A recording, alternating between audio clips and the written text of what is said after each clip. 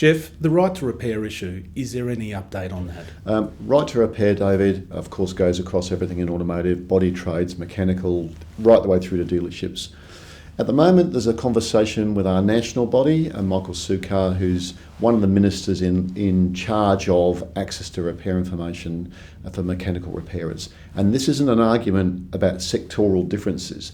This is an argument about equity and about consumers being able to make a choice whether they get the car repaired, and the whole of industry being able to promote that work. I have to tell you that I'm not convinced at the moment that the Liberal government has got this in hand.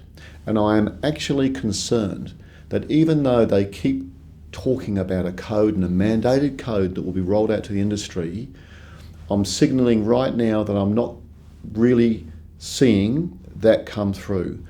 Yesterday, I spoke to our national body, the Motor Trades Association of Australia, and I've made it very clear that if the national body, through a dialogue with the Minister, can't give the VACC timelines on when this will happen, we will start to take a different and more assertive course of action.